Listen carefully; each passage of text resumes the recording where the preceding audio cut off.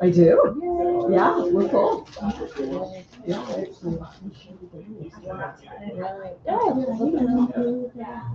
Yeah, your I don't application know, was you know, too, it's right. not that I'm trying to be, I don't say that in a rude way, I just say, you know, people are so fun. And we are full. Nice. It is.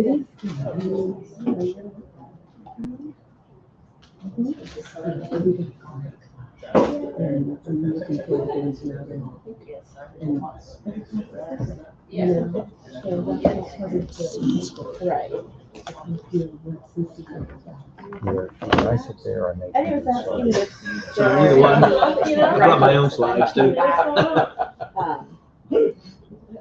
Sorry, what was your question? What did you? So are there any of them, generally speaking, do clients and I like your. Dr. Incubator, do they participate in leadership like here from time to time? It just depends. I mean, we really had Ken Curtis was in Oh, okay. the class of 2000. Jimmy Knox, who used to be incorporated, was in the class of. So I was in 19 originally before I took his job. So both of these people got promoted. We weren't at MP, but I mean, everywhere you turn, there's people.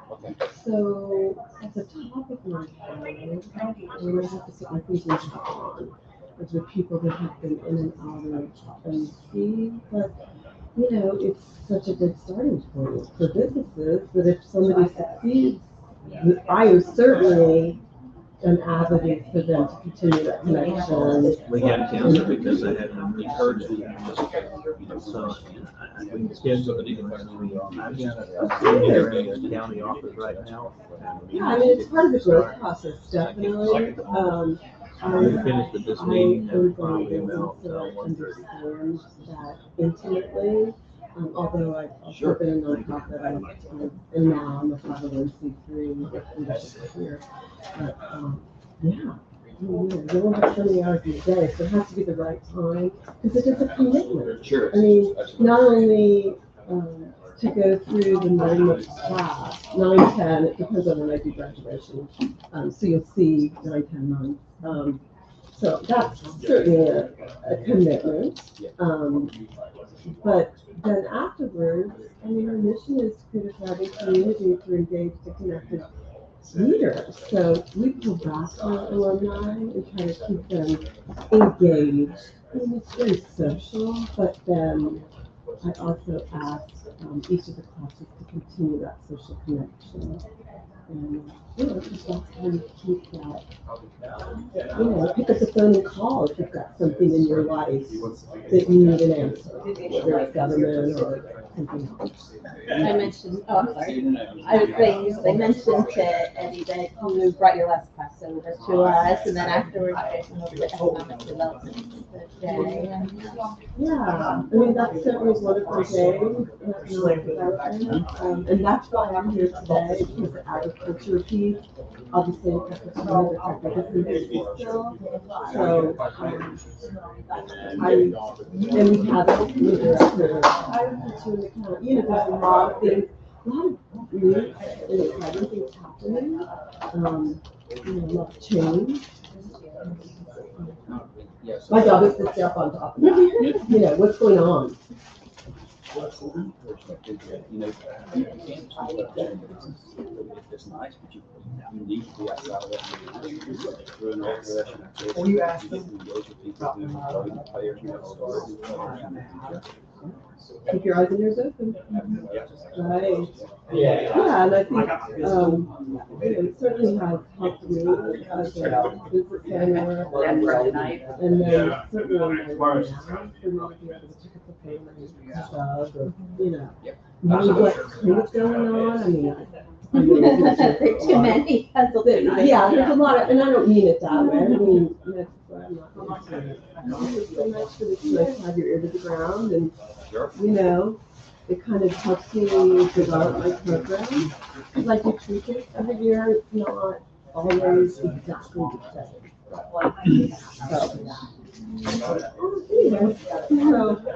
So tell me, refresh me. Where's is the Fairfax, is it on campus? Is it close to campus? Where is it? I don't remember. It's not where it used to be, so if you need that. Okay. Forget about it. I just had forgotten, probably. So no. So they used to have one in Oakland, Fairfax, that was not on the campus, about a mile away, truly on a nice day. It was reasonable walking distance. When we moved from there, we're in a newer facility we just moved into last October. It's just off Chambers Road at exit 60. There's an Amazon Fresh right there that between Fairfax Boulevard and East Place. And so we're in a building immediately behind the Amazon Fresh. We've got 15,000 square feet, about 35 Wow. companies right now. Yeah, it's big.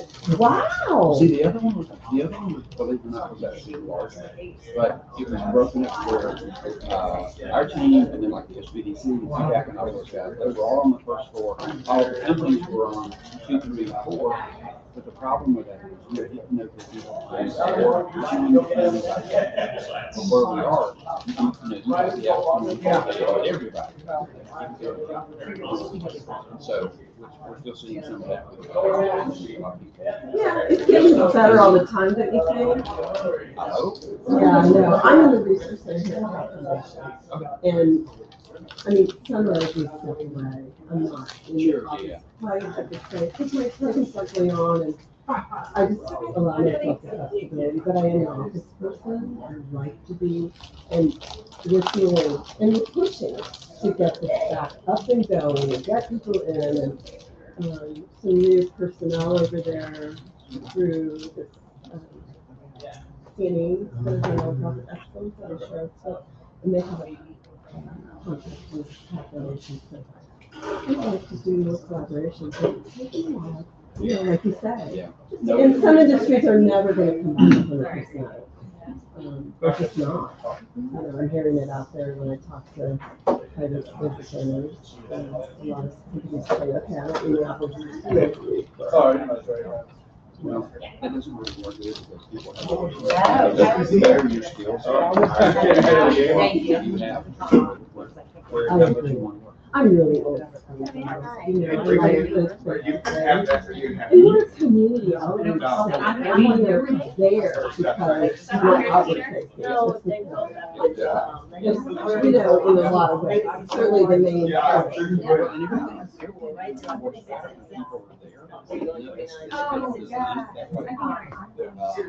So anyway. Sorry.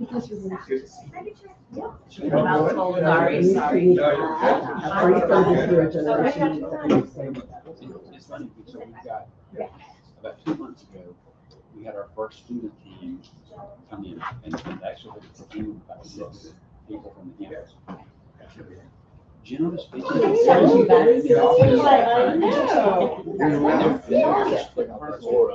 I know. That's great. That's great. So we'd like more of that. I think that the young ones actually. That's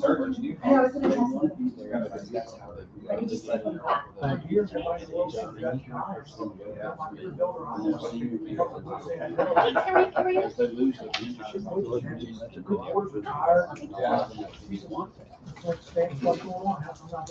know, it's been my experience.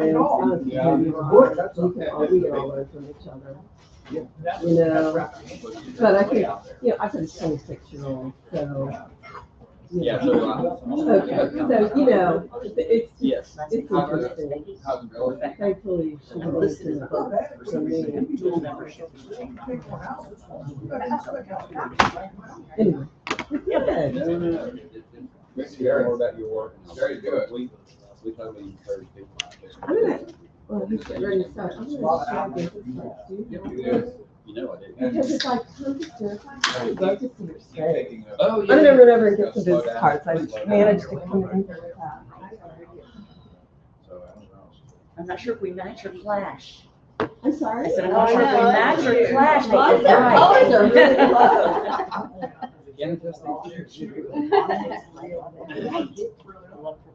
My sister gave me this for my birthday in June. I haven't decided this.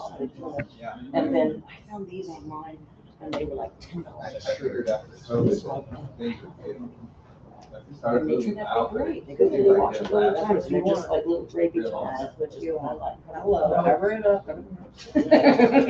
Short memories are just. Yeah, it wasn't just. I got so many years my genetics. Oh, you're That I'm not familiar with, I just know what, you know. We are who we are. 66 is really. Stress, whatever. I'm seeing a chiropractor. I have this baby. He really has 27 and 27. At least you got the excuse, I didn't have it.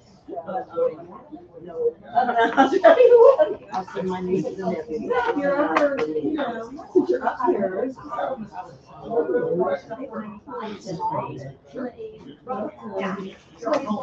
Hey, how long have you been drinking? Where'd you come from?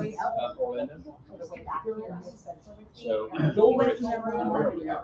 Yes, it is. And sister, that's not quite that far south, but Oh, yeah. they're heading north today, actually. And I'm heading north tomorrow.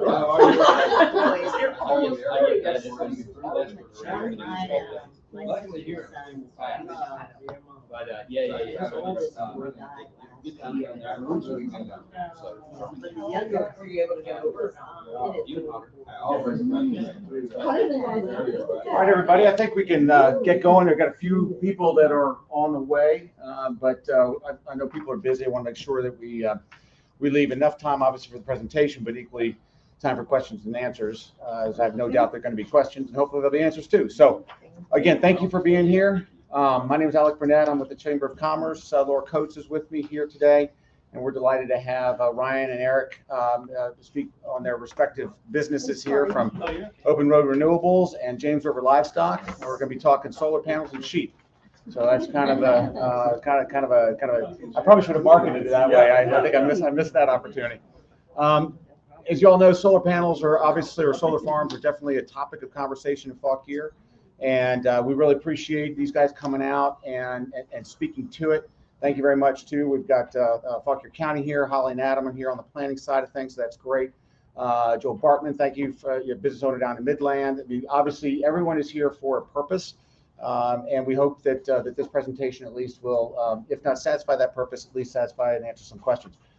We're live streaming this, and we'll also have it available for a recording. So if you want to follow up or share it with others, etc., please feel free to do so. But without further ado, let me go ahead and introduce Ryan Gilchrist. Thanks for being here. Thank you. Floor is all yours. Absolutely. We'll start with a quick introduction. So I'm Ryan Gilchrist. I'm with Open Road Renewables. We're a utility scale developer, so that means solar projects that are typically larger than 20 megawatts, smaller than 150 megawatts. And I'm based out of Charlottesville, so I develop all of our Virginia projects. The rest of the team has projects in Texas and Ohio for the most part. Happy to chat afterwards about the utility grid. I could nerd out on that all day, but those are really good states right now to actually have interconnection positions. Eric? Yeah, Eric Bronson. I'm the owner of James River Grazing Company. We are a targeted grazing contractor, so we use sheep to manage vegetation on places that are otherwise difficult to manage vegetation. Our bread and butter is solar farms, but we've managed Park Service lands, municipality lands. Been doing this for about 6 or 7 years. About 6 years ago, we were running 100 sheep, and now we run about 1,500 sheep. We're the largest sheep producer in the state of Virginia. Cool. Well, I'll start running through these slides that you all have in front of you.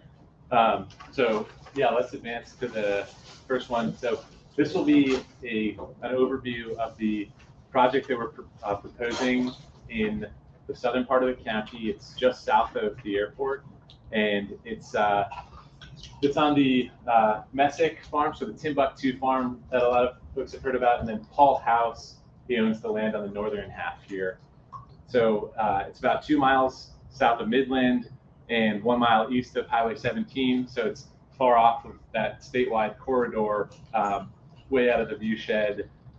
Within the fence line, you're looking at about 450 acres on an 832 acre property. So it covers about half of the land. Within that, the solar arrays are spaced so that they cover about 1/3 of the land. So you're looking at, out of this whole property, there would be about 1/6 of that land under panel. This particular project we have it listed as a range of 70 to 90 megawatts because talking to PJM, who's the regional transmission operator, they've approved the project at 70 megawatts, and they're looking at the secondary queue position, which means they'll tell us whether or not there's major upgrades to the transmission line that we'd be hooking into. And that transmission line is just off the map here. We would be building a new substation off of south of Blackwell Town Road by about 800 feet into the woods. And basically everything, all the power combines there and taps right into the existing transmission line. The basic schedule would be working with the county for the rest of this year and likely at least into the first 2 quarters of next year. Assuming that goes well, we start talking to the Department of Environmental Quality, and they have a process called the permit by rule, where they look at all projects underneath or less than 150 megawatts. Anything above that would be looked at by the State Corporation Commission. They look at historical resources. So VDHR, we've talked to them about any mitigation that would need to take place. Like in this case, since there's a historic neighborhood here, we could end up doing something like an intensive study on it to help with the National Archives. And then on the environmental side, they'll scrutinize things like impact on wetlands, setbacks from forested areas, and basically they just sign off on the project and offer some site plan changes if needed. That would put us in 2025 for construction, and then 2026 to 2066 for operation.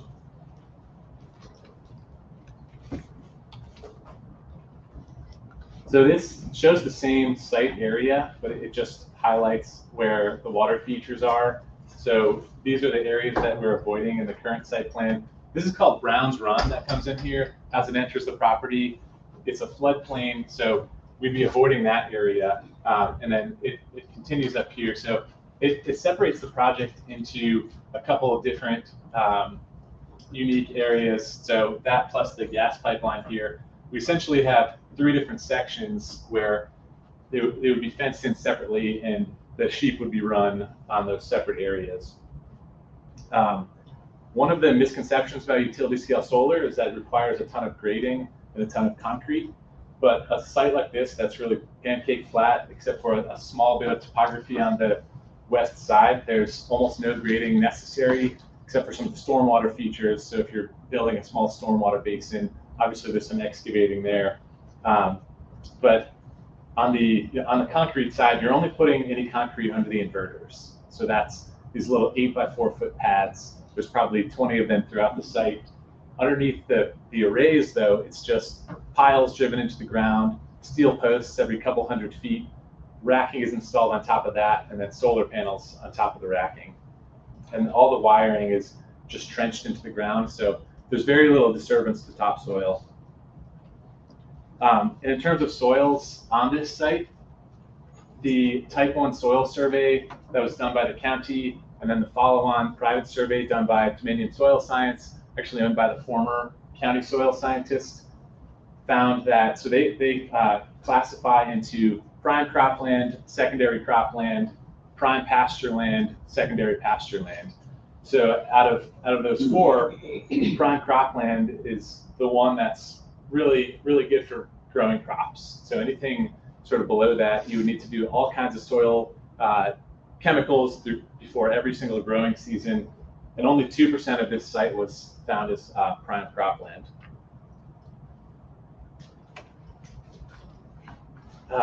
Yeah, the riparian preserve here that I wanted to mention, that's in this floodplain here. So the proposal is to avoid those 15 acres or so.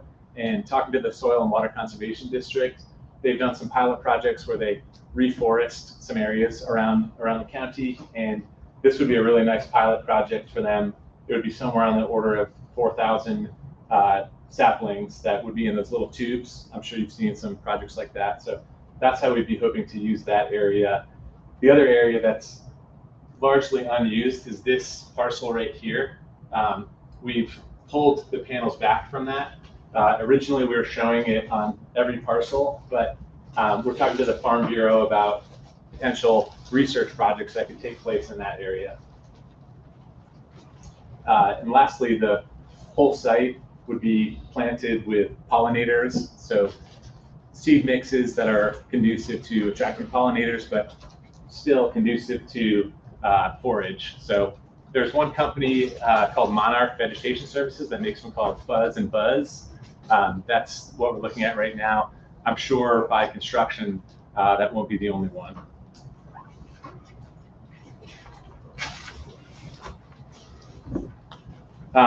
So when we work with the county on the special exception, typically what we've found in other counties, like King and Queen County was one of the most recent ones we worked on, there were a series of 10 pages of conditions attached to it. So you have this special exception permit, or some counties call it a conditional use permit, and you'll have 60 conditions attached to it.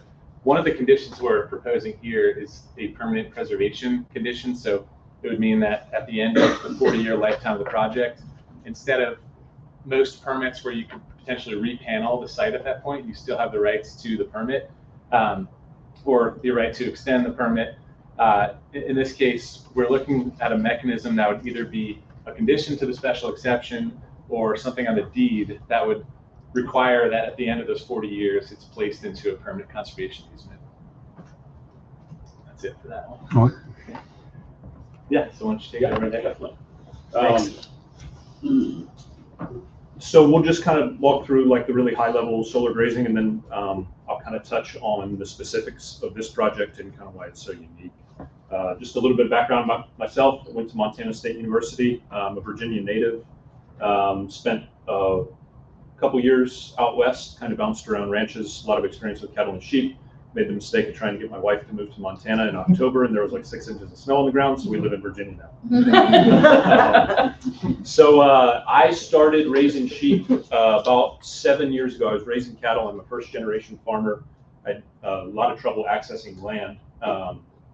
Picked up a contract to graze a solar site, and it's just taken off from there. And I would not be able to farm if it weren't for the solar facilities that we graze. I worked off the farm as a firefighter and paramedic for 10 years, like most first-generation farmers. So this makes it possible for me to do it full-time and actually make a living at it. So I'm also a member of the American Solar Grazing Association's advisory board. I've been involved with them since the start. So most solar sites are really great for grazing sheep. It's just a symbiotic relationship. It's good for the long-term solar asset owner because they're getting the benefit of us controlling the vegetation. As a farmer, we have access to the land. One thing about this Alameda project that's kind of unique is there is a pretty large envelope of existing agricultural infrastructure, barns, loading sheds, silos, that Open Road is identified to just keep in place. They've also identified a member of the Fauquier County Farm Bureau and signed an MOU to, if the project goes through, to have that Farm Bureau member perform the grazing on site, and then I'll just kind of be here to make sure he's successful.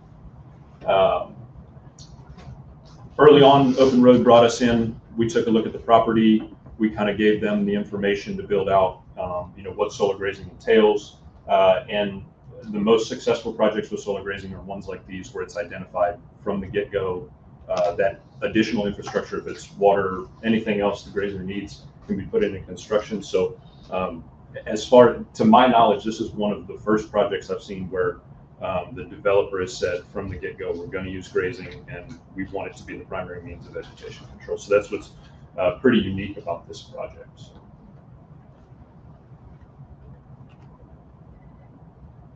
So just really high level, solar grazing, what we do is we match the number of sheep to the size of the site. In Virginia, kind of our rule of thumb is 1 sheep per acre, but there's hundreds of factors that go into it. How well the vegetation establishes, soil characteristics, the weather can affect it. We use portable fencing to rotate the animals throughout the site. We want to control the vegetation, but we also want to make sure that the soil's healthy, the vegetation's healthy. We're there to create a temporary disturbance and then move on. So long-term, our focus is to control the vegetation, but at the same time, we want to improve that land while we're there, which a solar site that doesn't utilize grazing, they'll mow it and that soil just stays stagnant for 40 years. Water, when I first started, I thought that was going to be a big problem. It's never been a problem yet. So it's a really easy consideration. This site, I think there's 4 wells on the property currently, and they're all going to stay in service. So, and then husbandry, there's a person on site every day checking the sheep, pulling a full-time wage, which is a good thing because it's in a community like Fauquier that's either stagnant with agricultural jobs or losing agricultural jobs, like most agricultural communities. Keeping an ag job that someone can make a living at is pretty important.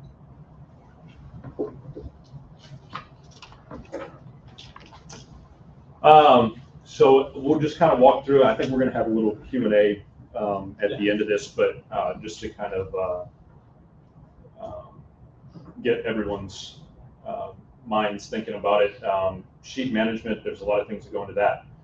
One good thing or one unique thing about this project and its location in Fauquier County, so really high level sense, the sheep industry has been dying a slow death since 1950 for a multitude of reasons: labor costs, predators.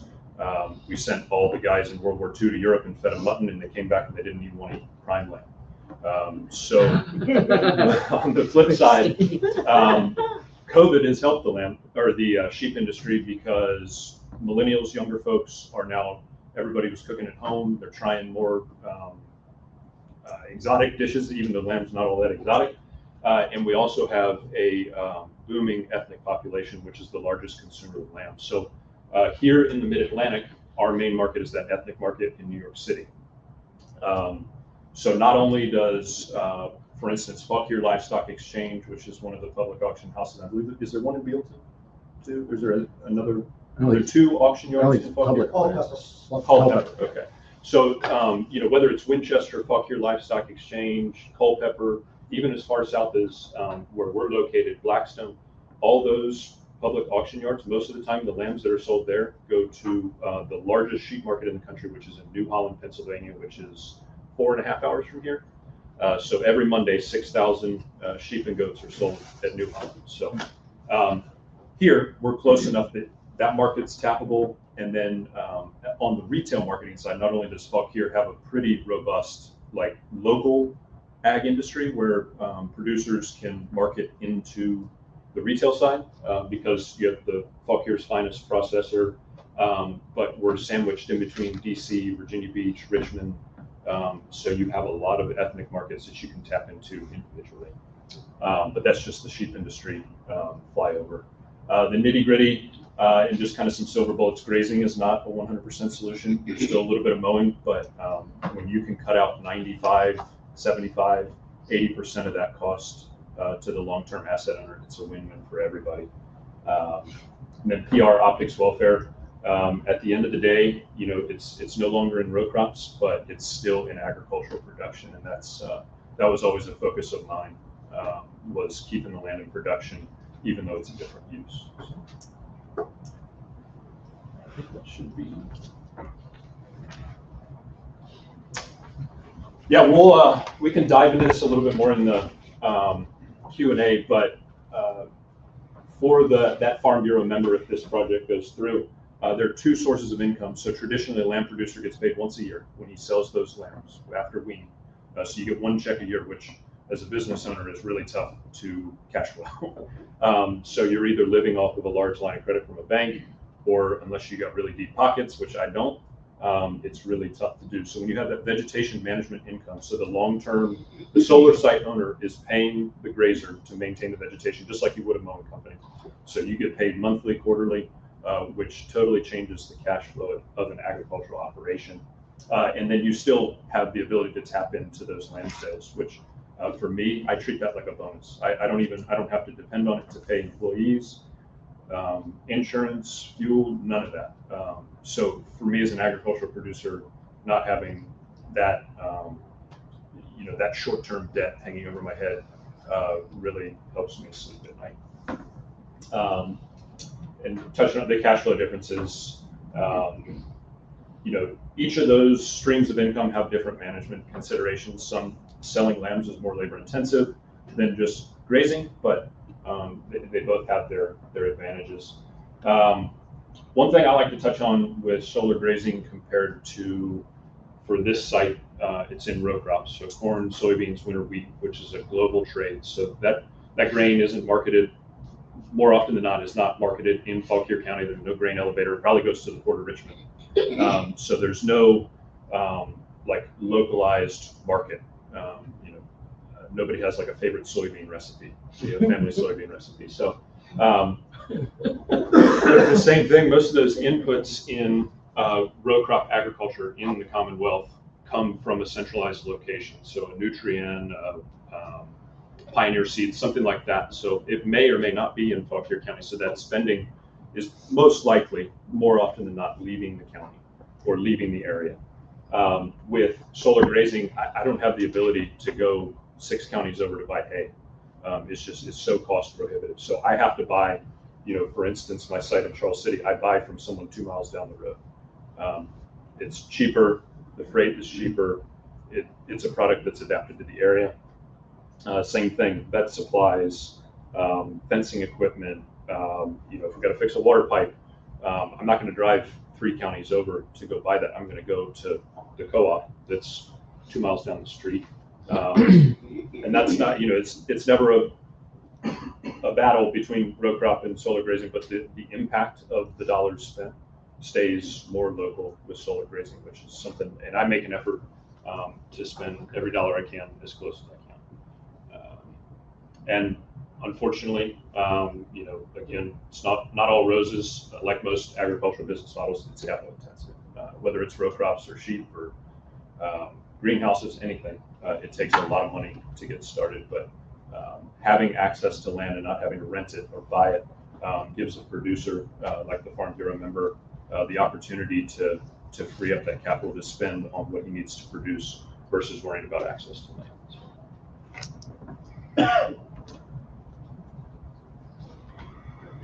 Well, I'll be the first to put you on the spot for a question and answer. You've been doing this as longer than other grazers in the state for solar grazing. What are a couple of lessons learned? Things that didn't go so well that you improve in the future? Yeah, I think the biggest thing is every project that I've had to perform, we were brought in after the project was operating, after it was generating power. They were having either a problem hiring people to cut grass, or they quite literally couldn't cut the grass because of the topography of the ground. Charles City, were really swampy, wet. You just can't mow it the majority of the season. So lessons learned. I wish most of my projects, I wish somebody had talked to me from the start. I think it would have made it easier. Like this project, having some of that infrastructure left in place. Not even something added. You don't need to build anything, but just identifying if there was something there would have given me a leg up. It still didn't prevent us from performing on the project, but it would have made it easier. This one we can't really affect, but I made a lot of mistakes along the way because there was no mentorship, and that's not just the grazing. It was like what you guys do at the Chamber of Commerce. Business incubating. I took some lumps there, so I think up here there's going to be some more resources maybe than what I had available. Yeah. My wife was raised in Montana. She now lives in Virginia. You made the same decision. Yes, ma'am. Hi. I have 2 questions, animal related, of course. I'm a vet. So, are there specific sheep breeds that the farmers are more inclined to use because they either sell better or grow better on this kind of environment? Yeah. So we 100% of the sheep that I use, and everyone I know in the Mid-Atlantic region, hot, humid, is all hair sheep. So with sheep, the biggest struggle is internal parasites, given the heat, humidity, and sheep are just susceptible to them. So those hair sheep have a little bit more resistance than wool sheep.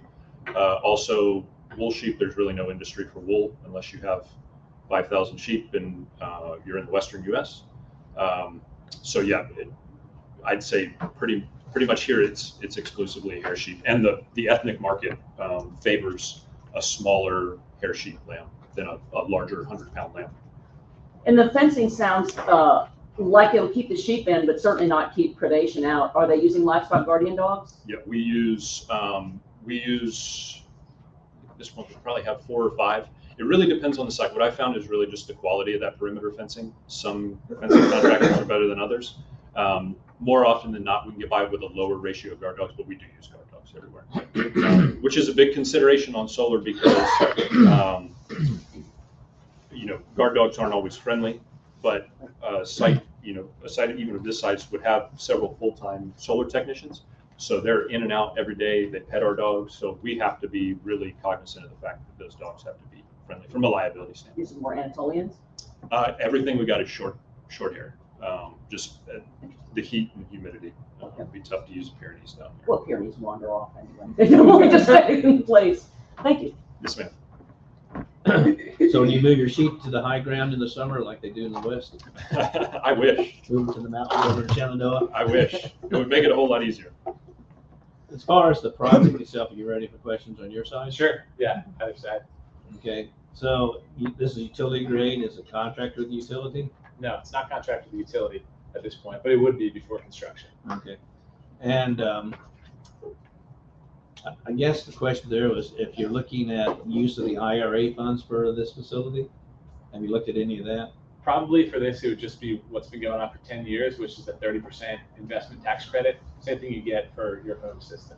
Yeah, so the new IRA with municipalities and co-ops, for example, which provided that access, additional funding.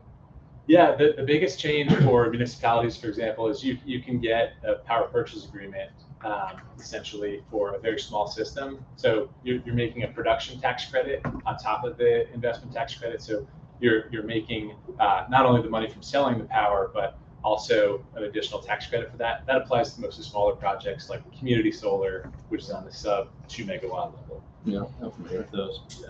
So I didn't know if you were marketing to co-ops or municipalities at this point or not. No, probably either a Dominion would contract the power, or there's, as you know, a lot of these virtual power purchase agreements with groups like Microsoft, for example. They have sustainability goals. All the data centers. Yeah, exactly. Yeah. Okay. And you mentioned that it was, are you in the PGM transition queue? We are. Yep. So you're the first transition queue, so that's now going on with that first group study?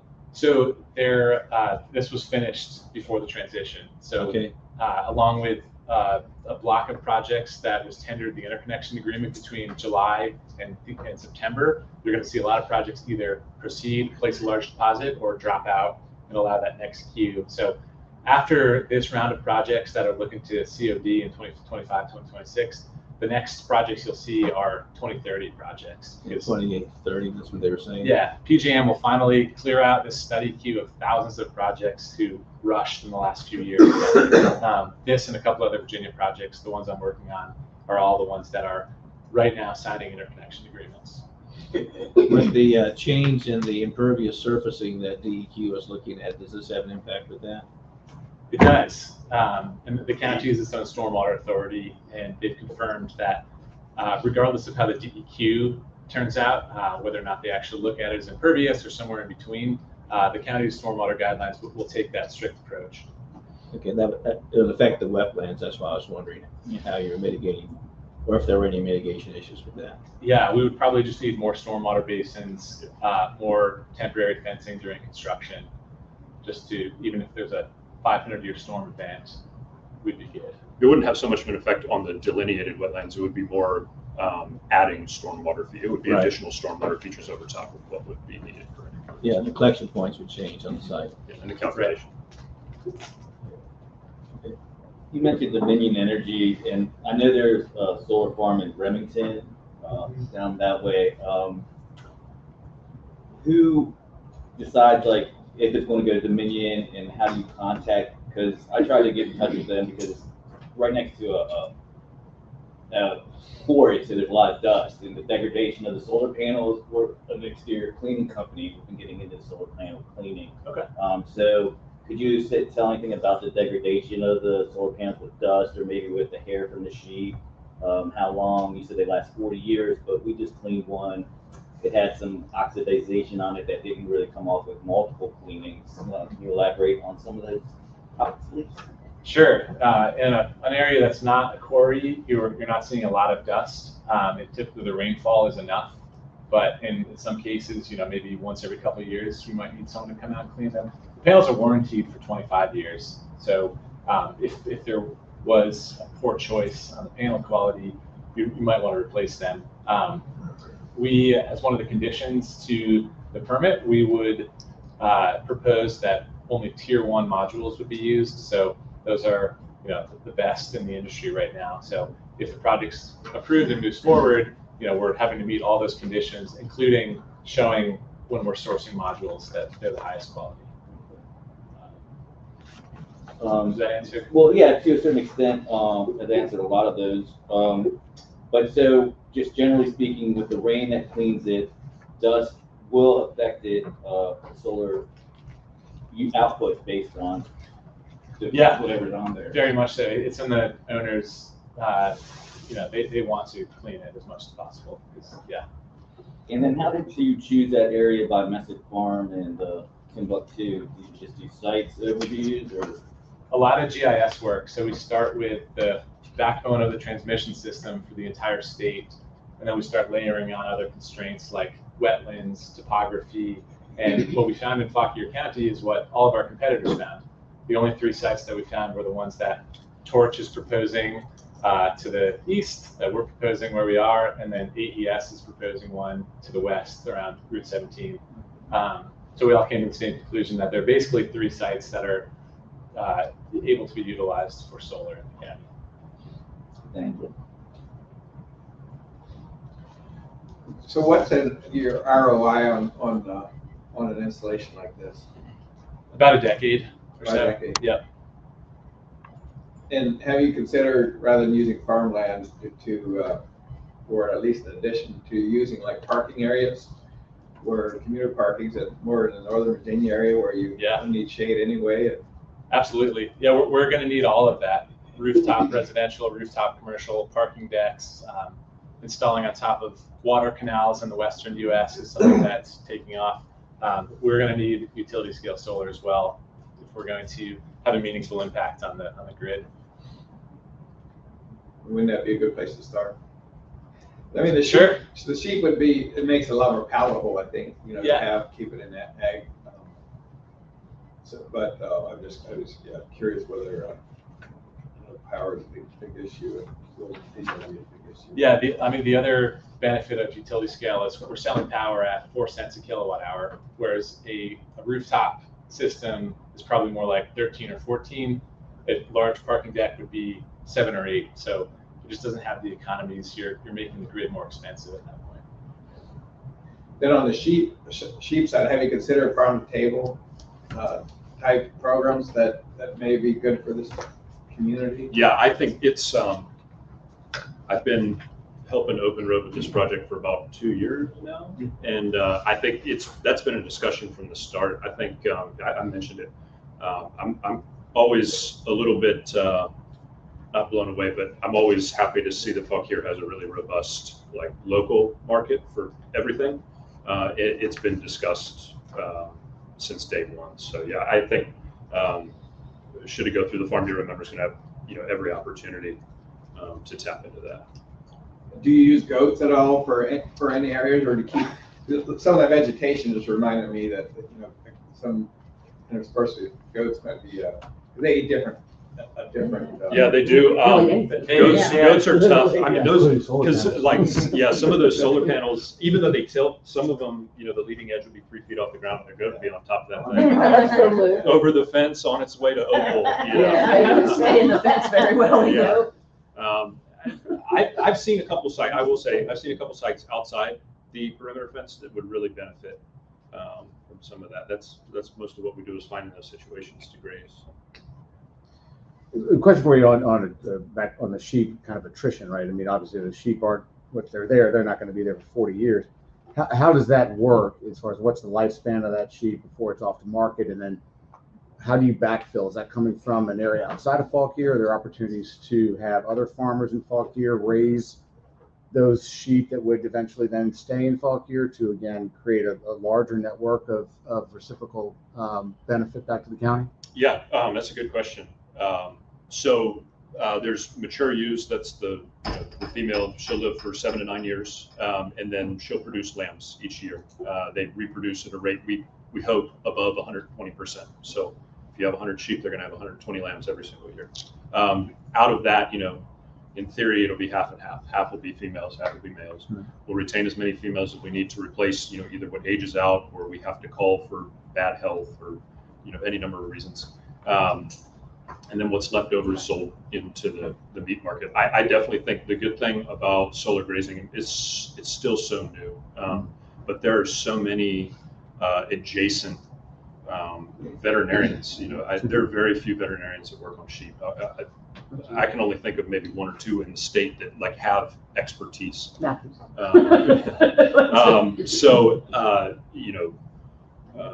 Feed stores, hay producers, grain producers, all that can benefit from this. Roughly how many sheep? You said 450 acres, but you're obviously managing the grasslands around. What's the number of sheep do you anticipate, assuming everything goes planned? Yep. That you would have on there on any given day? About 450. Okay. So it is that still 1 acre based on the Yeah. on the transition from different lots. So they're okay. The only time it's really a consideration is when that project leaves construction, like they're still getting the vegetation established. You may come in at a lower stocking rate just to make sure that vegetation is established in a good way, and then grow into it so that you're not stuck in a situation where you're running out of feed or running out of vegetation. So just the ultimate goal, yes, we want to control the vegetation, but we also want to take care of the land. That's ultimately that's one of my top priorities. So, and what I heard you say, as far as the cost to market is basically absorbed or covered by the cost to sell, right? So, and that doesn't make business sense, right? Why would you spend $1 to make $1?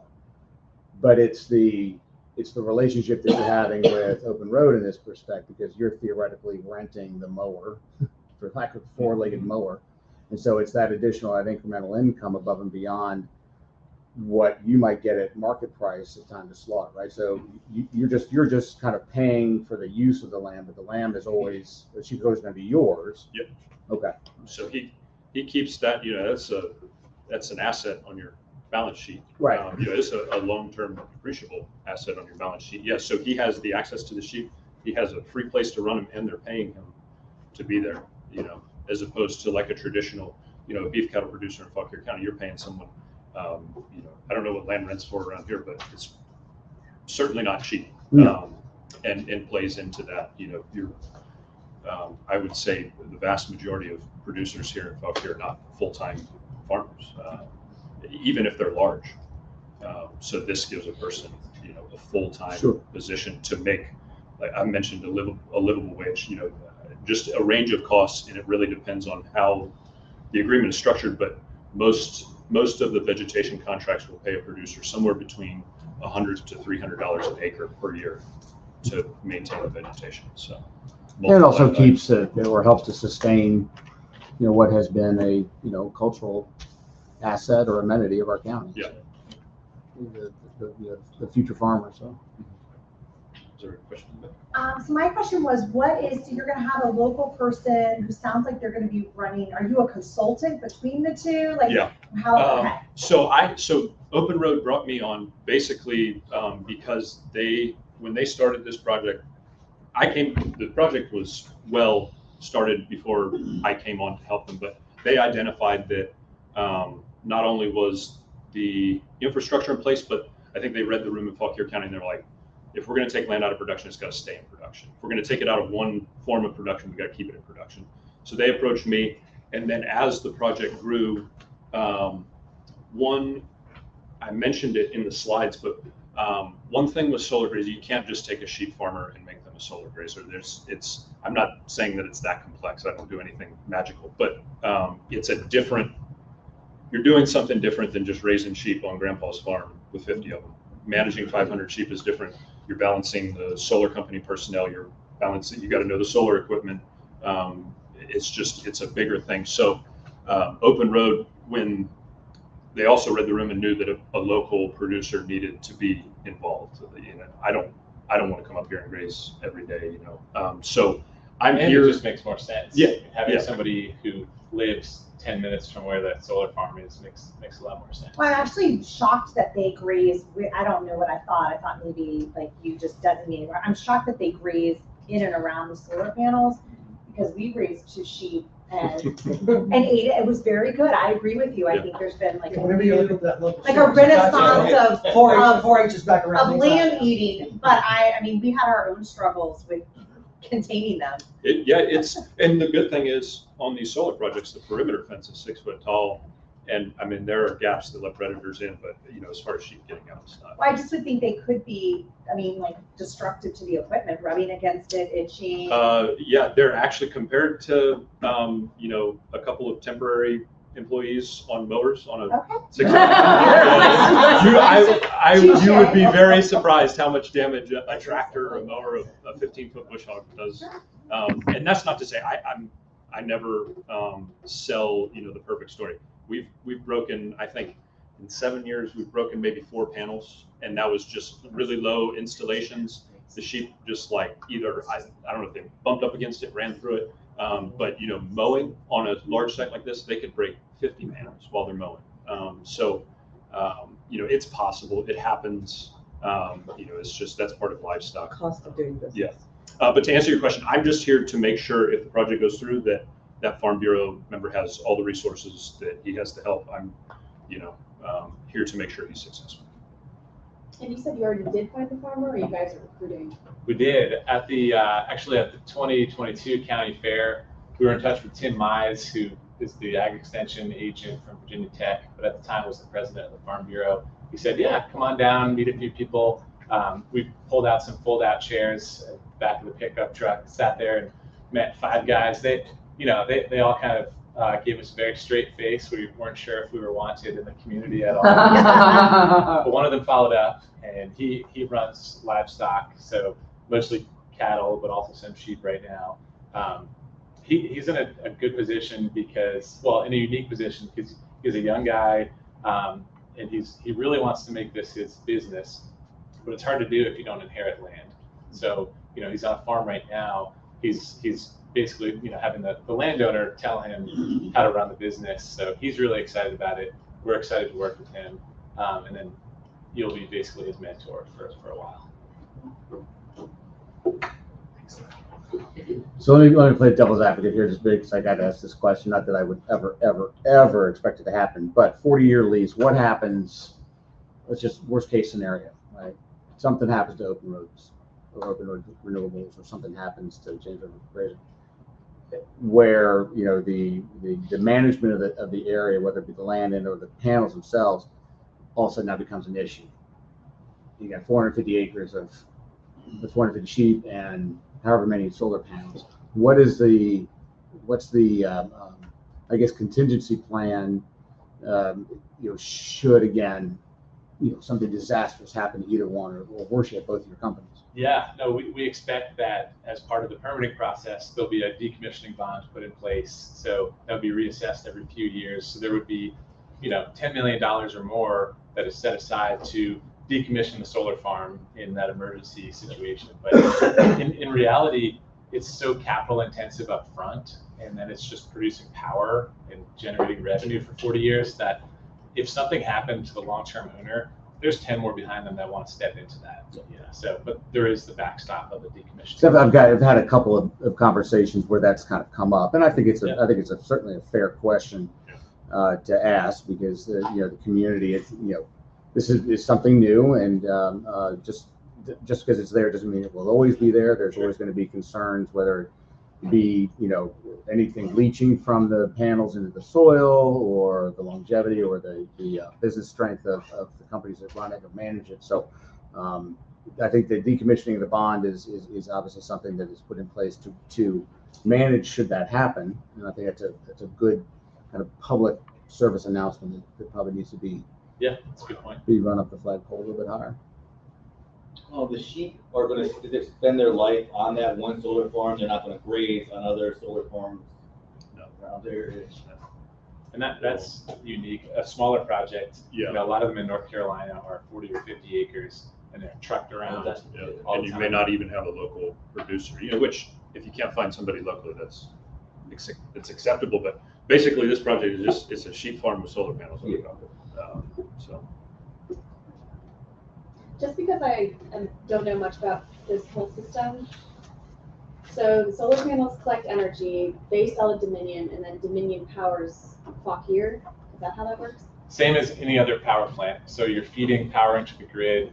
It services the 2 nearest substations where that power goes. And from there, depending on the demand, you know, it might get sent 50 miles away if there's a strong demand at that time of day, or if there is demand locally. You know, the grid has to be balanced up to a 99% accuracy. So if it's off by just a couple percentage points, the whole grid shuts down. So you need power being injected all over the state to manage that. And it's actually because PJM, the regional transmission operator that we were talking about, it's 13 states wide. So you have all these guys in a giant control room, making sure that it's balanced constantly. They might tell a natural gas generator in Ohio to fire up just to fill that void for a few minutes even. So it's really interesting. 99.95% power factor. Yeah. You get the tolerance out there, your electronics will blip off. Mm-hmm. That's right.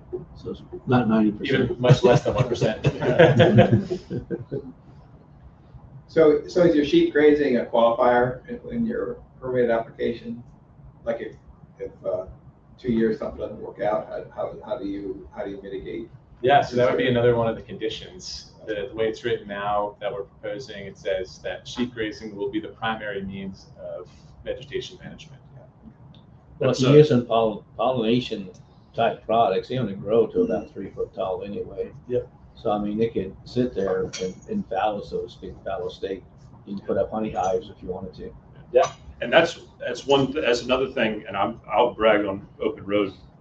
You will get developers, and I've seen it happen. I've had people approach me. I get a lot of tire kickers, and people will use it as like a window dressing or like almost like a tokenization, because they'll, you know, whether it's Fauquier or the Culpepers or the oranges, you know, they'll think that it's like some attractive window dressing to make inroads, but Open Road on paper is committing to it. So that's very different than someone, you know, putting up a picture of a sheep on PowerPoint and trying to woo a locality. So that's very different than some other developers. And do you stockpile, like are you able to stockpile pasture for winter grazing, or does this area for, I don't know sheep as much as cattle?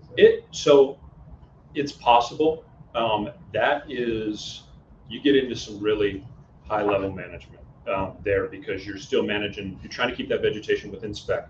So you really got to dial it in. You got to be off, you know, like August 12th and then be ready to go back in, you know, September 28th. Like, so if it lines up with the rotation, we're able to stockpile, but it's not, you don't have the flexibility that you do on your. But you do rotation grazing, sounds like. So, yeah. So that's every 3 days. We don't want to spend more than 5 days on the same piece of ground. You know, sheep are susceptible to more parasites and worms, so I was curious, how do you do that since they're on the concentrated area?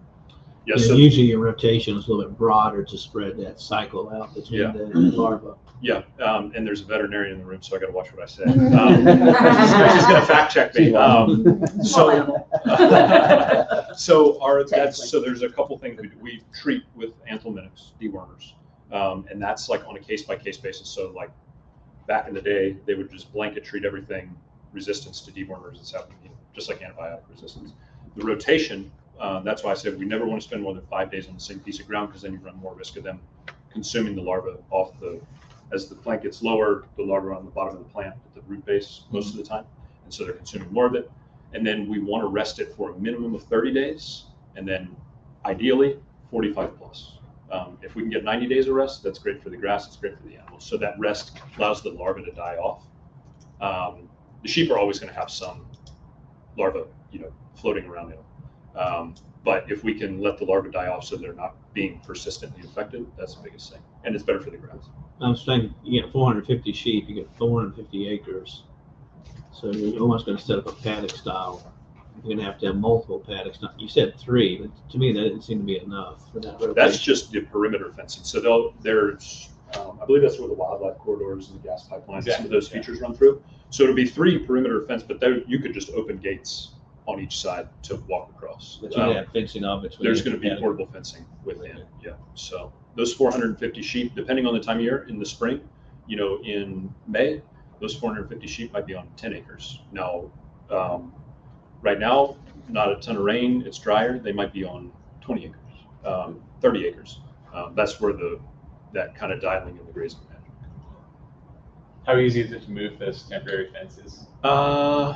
Like a 10 or 20 acre paddock, it takes 45 minutes or so. Oh, wow.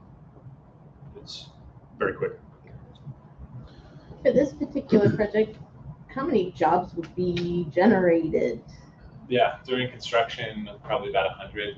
After that, 3 or 4 to do the operations and maintenance, plus the sheep jobs now. So it's a little bit more for this project. Probably somewhere between 2 and 2.5 for the grazing operation on a project of this size.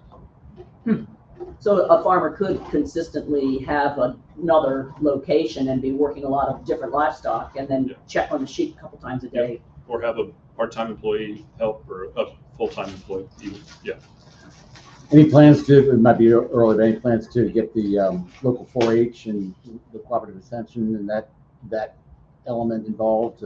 Yeah, we've been talking to mostly Tim Mize about that kind of stuff, and also then Gary Rezbecki from Parks about doing some other education, having, maybe in one of the pollinator meadows, you'd have a little cul-de-sac where you'd have some kiosks and take a middle school class there. So there would be the 4-H side, and it mostly would be on that now empty parcel, which is about 50 acres, where we can do some of this stuff, because we'll own the land, so we might as well use part of it. Yeah.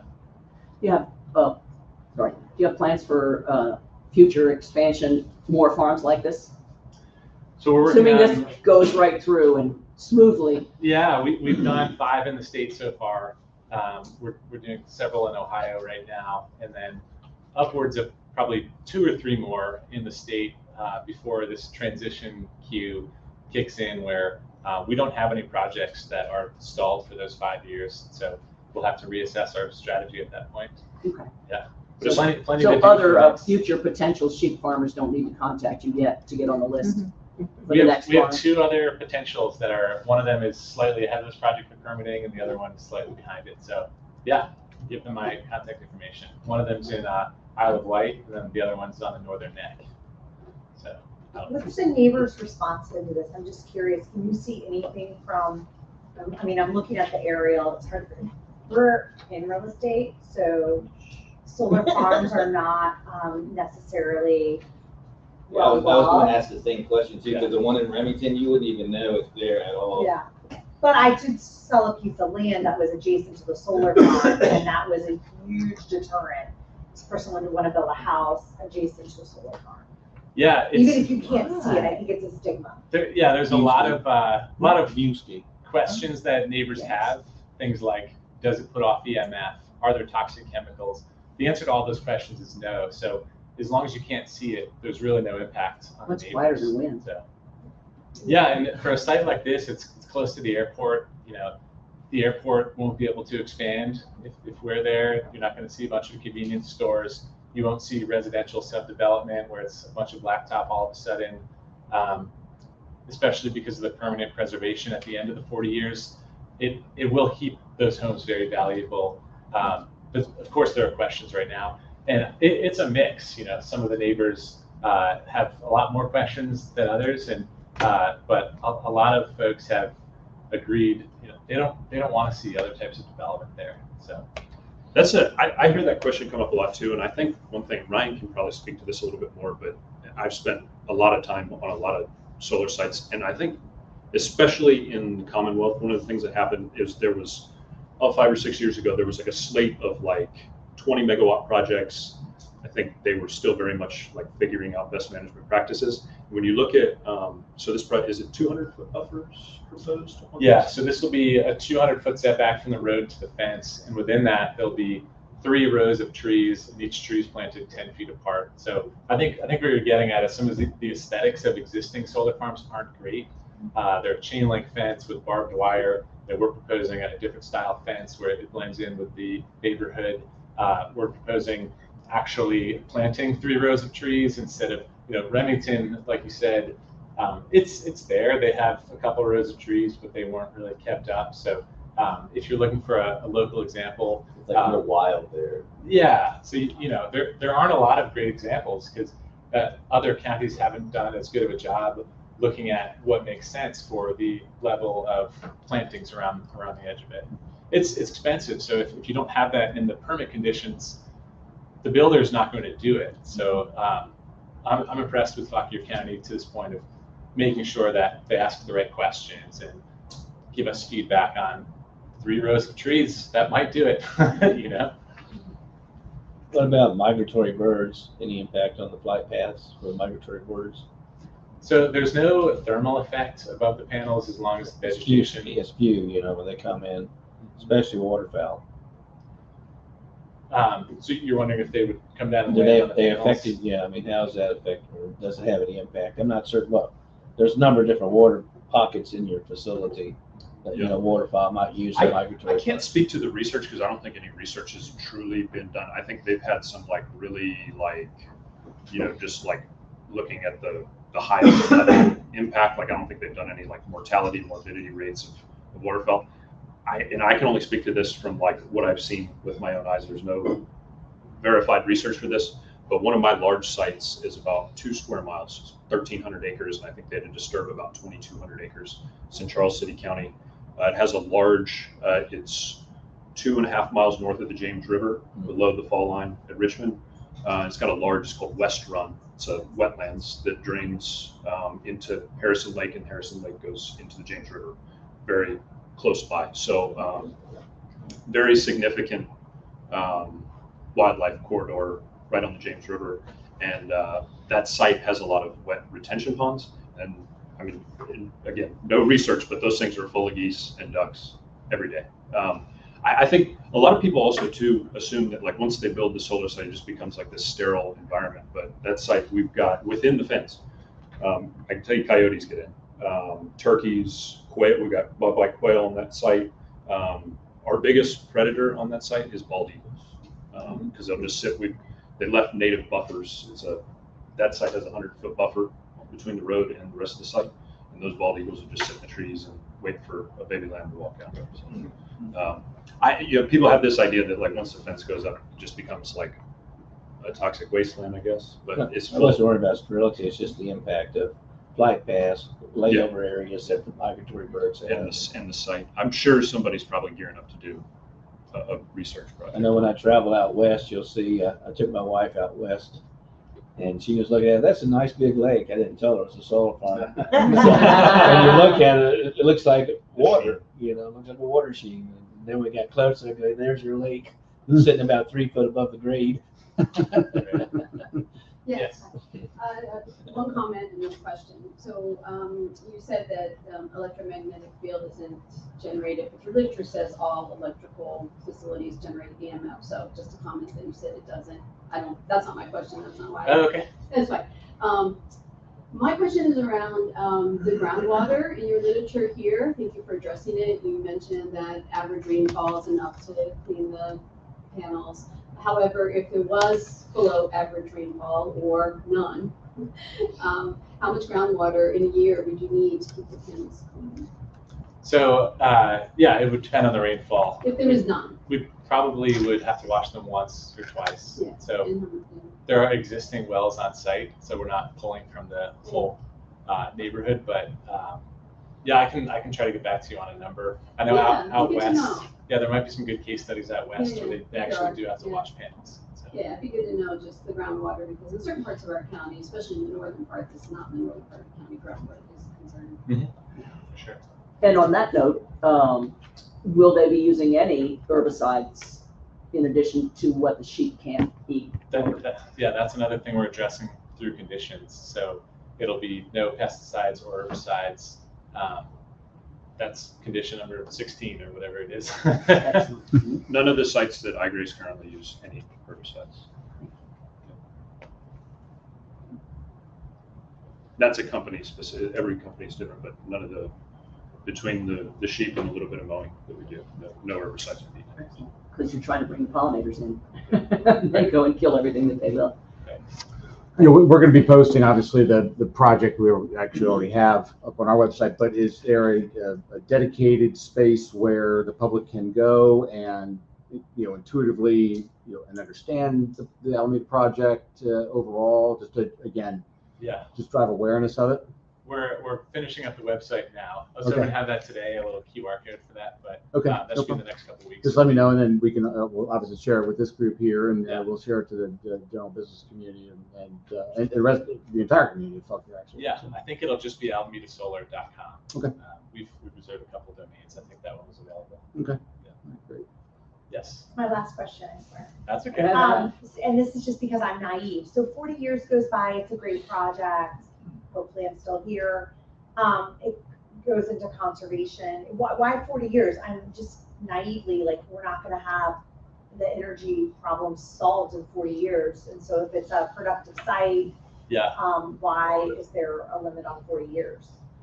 Yeah, so it typically goes back to how long a solar lease might be. Usually we go for 40 years when we talk to landowners, because panels have warranty for 25 years, but once they're up and running, that capital cost is already behind you. Probably keep them up for a few years past warranty. So, and that's how Dominion looks at it when they're proposing projects. The SCC, it just has become this number of what you look at for the lifetime of the solar like farm. Like a 30-year mortgage. Yeah, actually, that's exactly right. Yeah, just something that has become accepted. But it's a good question. I mean, at the end of those 40 years, permanent conservation, that's where this land will go. That's not the case for all solar farms. So I think a lot of the projects in the state will be repaneled, and maybe their permits extended for who knows how long. But by then the vegetation looks great around the sides of it. It hasn't been making noise for decades. So maybe it's a different calculation at that point. It might be an obvious renewal, but not this one. What's the local money that can be generated for the county off of this site? Yeah, so the tax revenue on the equipment will add up to about 8 million. The tax revenue from the increased value of the land will be 3 million. And then on top of that, through what's called a siting agreement, we're proposing on the order of another 10 million. So total, it'd be 21 million over 40 years. Which is, what is that for an annual? About 500,000.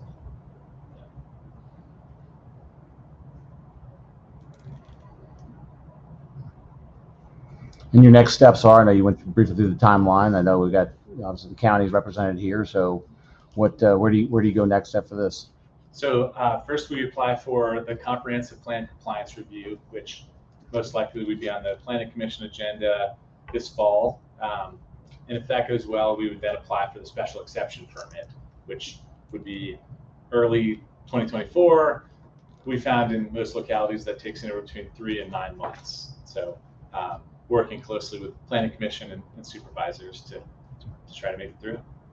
Yeah, he's got a little thing called an election coming up, so. Yes. Yeah. Curious. Great.